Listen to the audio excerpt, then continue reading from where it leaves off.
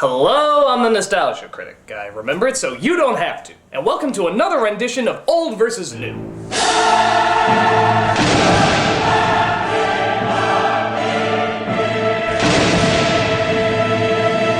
Seeing how we're so close to Thanksgiving, I thought it'd be great if we talked about a pair of Thanksgiving movies. You know, because it's kind of religious. I think Moses carved a turkey once. I forget it. It's the Ten Commandments.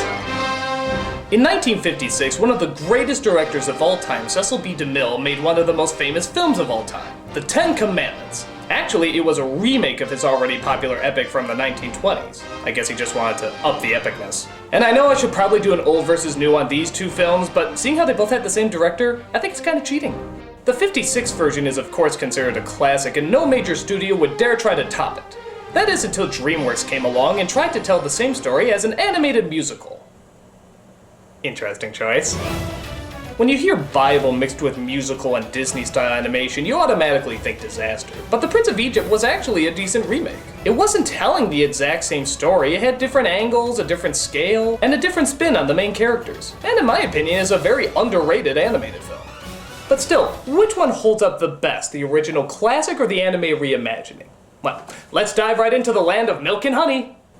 That would be nice, but I'm talking about the movies. This is Old vs. New, 10 Commandments versus The Prince of Egypt.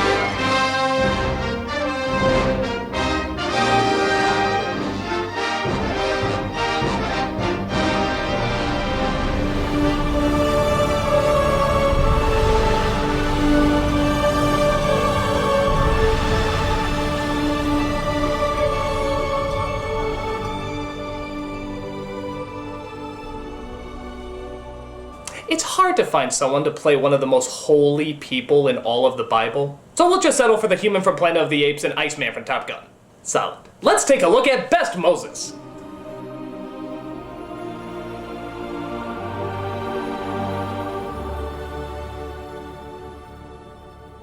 Like many of the elements in this comparison, these two performances couldn't be any more different. Charlton Heston's Moses is very much like a prodigy, even before he speaks with God. Let your own image proclaim my loyalty for 1,000 years. Who would take a throne by force that he has earned by deeds? Where Val Kilmer's Moses is seen much more as the everyman, the person who fell into his leadership rather than seeking it out. I was the Prince of Egypt, the son of the man who slaughtered their children. You've chosen the wrong messenger. How can I even speak to these people? Both do very well and convey exactly what they need to convey. So really it just depends on which Moses you like better, the everyman or the Superman. For me personally, I enjoy Heston's performance a little more. The reason being that he has an unbelievable amount of confidence. When you see Heston as the Prince of Egypt, you immediately want to be like him. Strong and powerful, but also kind and wise. I warn you, Moses, that the temple grain belongs to the gods. What the gods can digest will not sour in the belly of a slave. Everything he says has such weight to it. He was destined for greatness even before he found his true calling. If you were told this guy was going to be your leader, you'd follow him in a heartbeat. Okay, you'd recommend a good hair salon first, but you would follow him. The city is built of brick, Pharaoh. The strong make many, the starving make few. The dead make none. The animated Moses starts out more like a rambunctious young man, like a college student who crashed his dad's car. Father, the fault is mine. I goaded Ramesses on, and so I am responsible. This isn't bad though, as it shows by the end just how far he's come in leadership. I guess in a way you could argue that this makes him more human. And again, there's nothing wrong with that, as Moses was human. Or was he? But Heston I found was just more interesting because you feel like there was a greatness in him from the start. And when you see it realized, it's all the more influential.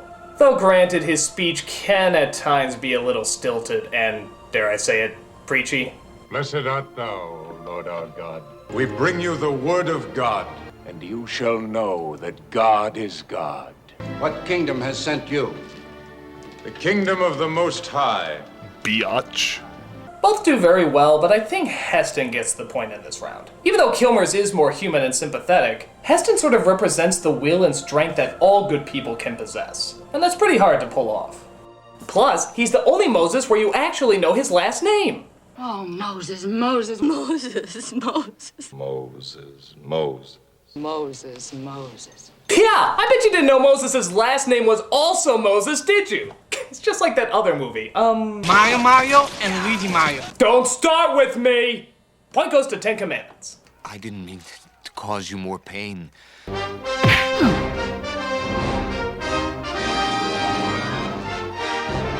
But what about the villain? Ramesses is one of the greatest villains of all time.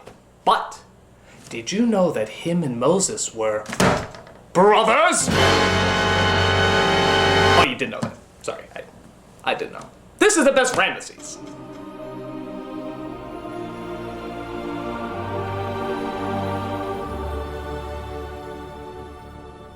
Again, these two are very different performances. Yul Brynner plays Ramesses as very cold-hearted, caring nothing for his brother or anyone else except his legacy. Here is your kingdom, with the scorpion, the cobra, and the lizard for subjects. Free them if you will. Leave the Hebrews to me. What an asshole! While Ray Fiennes plays Ramesses as a product of his environment. A tortured soul who still loves his brother, but is also under the psychological grip of his overbearing father. One weak link can break the chain of a mighty dynasty. I will not be the weak link. Because of this, the Ramesses in Prince of Egypt comes across as more tragic. You know why he's making his decisions and how much it destroys him inside to declare war on his own brother. Why can't things be the way they were before? Look at this scene, for example. This is one of the best bits of animation I've ever seen. It's just as Moses tells Ramesses that he hasn't returned to be his brother, but rather he's returned to be his enemy. The whole gamut of emotions is ran here. I can no longer hide in the desert while they suffer. At your hands. Sadness, anger, regret, frustration, and vengeance. All in just 40 seconds. That's pretty impressive. The Ramesses in Ten Commandments is good too, but in a different way. He's likable because of how despicable he is. He's cunning, he's manipulative, and he doesn't care who knows it. Just look at how he talks to the woman who will one day be his wife. I could never love you. Does that matter? You will be my wife. You will come to me whenever I call you. I will enjoy that very much. What a dickhole. There's great passion and rage that's brought out of this performance, but still, I gotta say Ray Fiennes' version is better. He's simply more complex and sympathetic, but he can also be just as menacing as well. There shall be a great cry in all of Egypt, such as never has been or ever will be again. It's a juicy form as right out of Shakespeare, and he's portrayed just perfectly. They pull you into the drama by pulling us into his drama, having to choose between family and legacy. Just about everything you could possibly want in a character is in this performance. And I think that's more than point-worthy. Point goes to Prince of Egypt. Does that matter?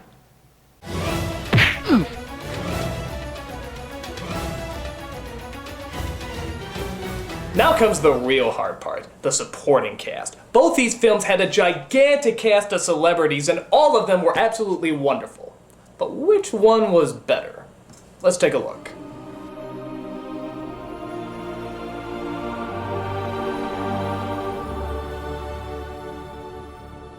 Talk about starstruck. Both these movies had a bajillion celebrities in their lineup. Ten Commandments had Edward G. Robinson, Vincent Price, Ann Baxter, John Carradine, and that's just to name a few. Prince of Egypt had Patrick Stewart, Jeff Goldblum, Sandra Bullock, Michelle Pfeiffer. Again, that's just to name a few. So which cast was better? Well, again, they're very different. Prince of Egypt has fewer cast members, but they're given much more development. Miriam and Aaron, for example, are fleshed out much more as Moses' real brother and sister. And Moses' wife, Zipporah, is given a lot more screen time as well, having them meet before he actually leaves his crown. Since Ten Commandments is longer, they're allowed to look at even more characters. Like in this version, Moses has a son. We never even saw a son in Prince of Egypt, unless he was somewhere in the back. The slimy servant of Ramesses isn't in Prince of Egypt either, unless you count Steve Martin and Martin Short as the high priest. Ramesses' wife, who's one of the most interesting characters in the movie, is left out of Prince of Egypt too. What's the better payoff then? Is it good to have fewer characters and more development, or the other way around? Well, for the most part, Ten Commandments comes off as stronger because even though they have more characters, they have great actors to portray them. Because of this, the relatively short scenes still get across how sympathetic or unsympathetic they are. The Egyptian that Moses murders is much more satisfying when you see that it's Vincent Price playing him. You instantly see scumbag, and he doesn't even have to do that much. That's just the power of Vincent Price. You make no outcry, Joshua. But you will cry for the mercy of death. From all humiliation and discomfort. The same can be said for Edward G. Robinson. Look how cocky he is in revealing the secret of Moses' past. Even with a sword up to his throat, he has nothing to fear. The deliverer is Moses. He's Hebrew, the son of slaves. I will pay your price. And like I said, they're not all given small roles. Ramesses' wife is very complex, choosing between the man she loves and the man she marries, only to find her life destroyed by Moses and left with the emptiness of her vengeful husband. Look at this scene. He's about to cut her to ribbons after failing to get Moses until... Before you strike, show me his blood on your sword.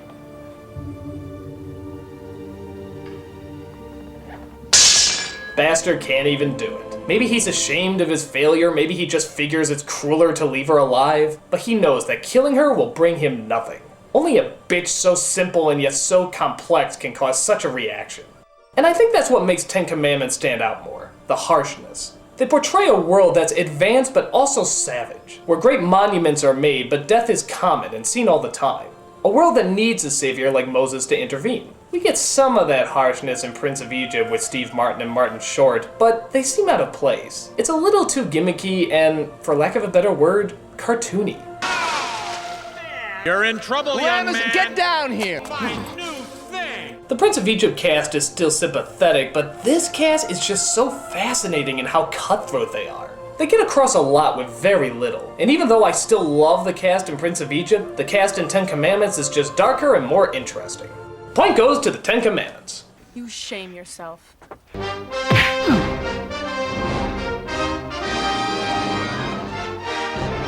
And now, the big one. The one that I thought I'd never be able to judge. God. I am going to judge God. Balls to the wall, people. This is the best God.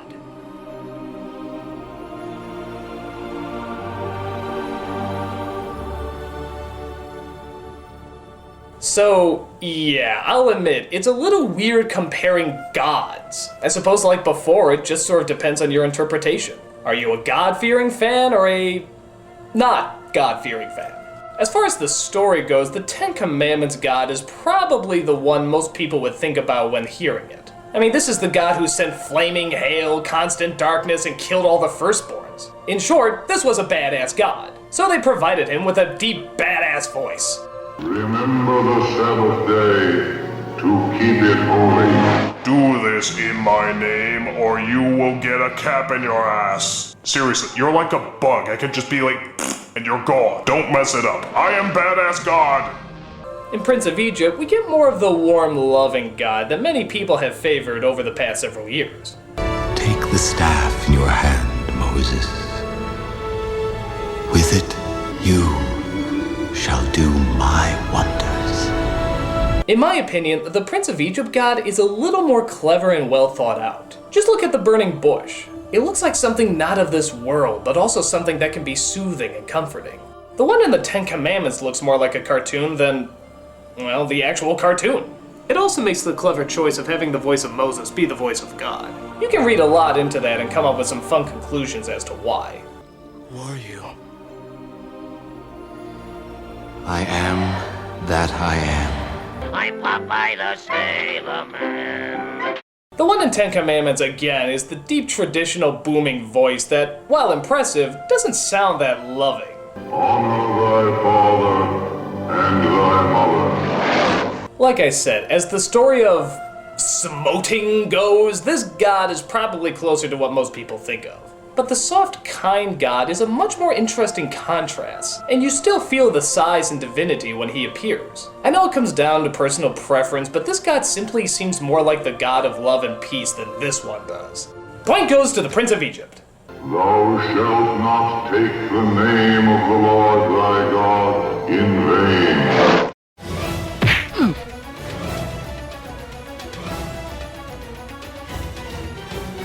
It's all tied up and we come down to the most important element, the story. This is Story for the Win.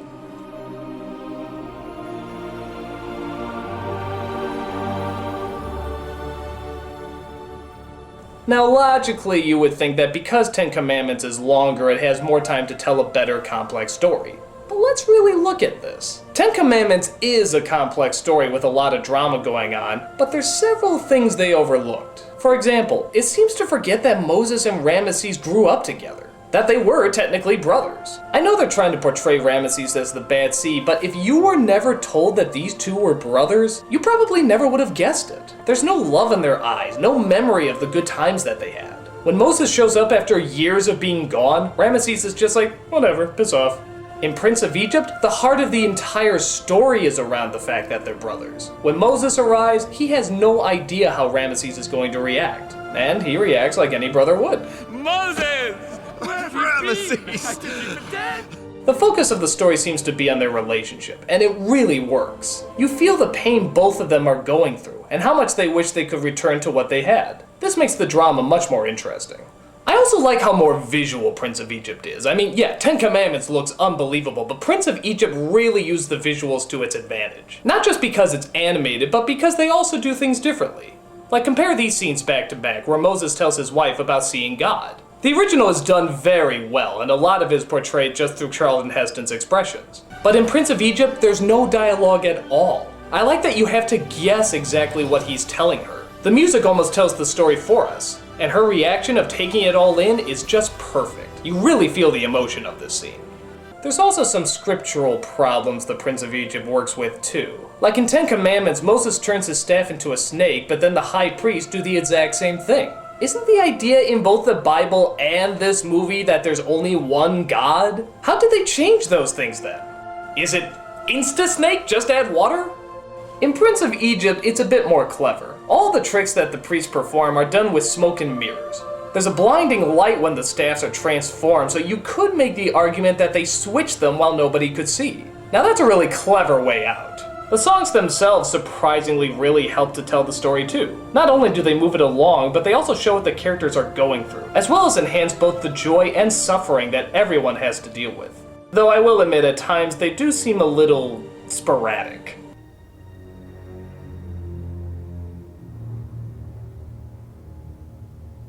Many nights we've prayed. Dude, all the firstborns are dead. Can you lay off the show tunes? Don't get me wrong, the expressing of emotions in Ten Commandments is good too, but at times it seems a little soap opera-ish. I mean, yeah, this is heavy-duty stuff that they're dealing with, but something about the way they hold themselves and speak to one another does seem like a bit much. Forgive me, Bithy.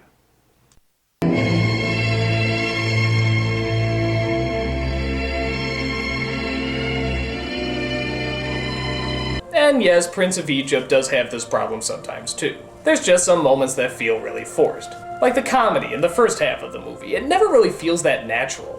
Father will kill me. Don't worry. Nobody will even notice us coming in. Nobody will even notice.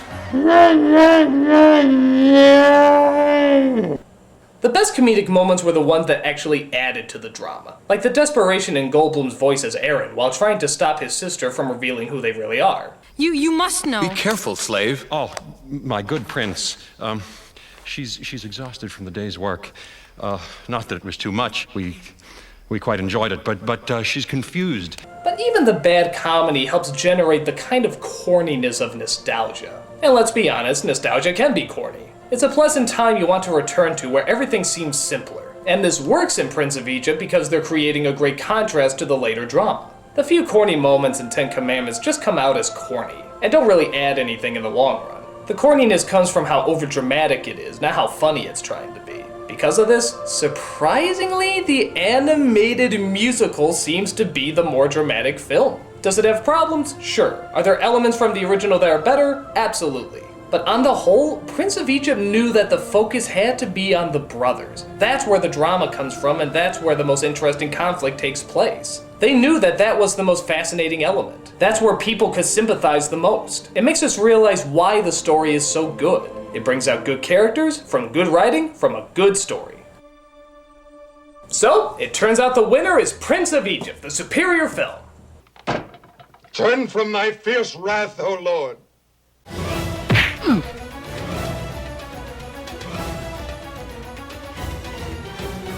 And that's all I got. Thanks for joining me, guys. Nostalgia Critic.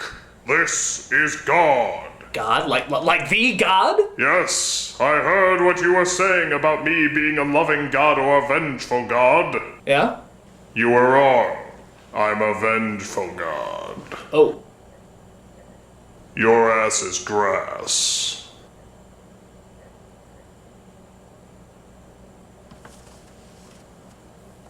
I'm the Nostalgia Critic guy, remember it, so you don't have to.